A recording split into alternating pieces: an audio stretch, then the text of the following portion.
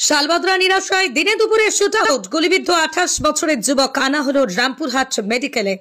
রামপুরহাট থানার অন্তর্গত শালবদরা নিরিশয় এলাকায় রবিবার দুপুরে চাঞ্চল্যকর শুট আউটের ঘটনা ঘটেছে।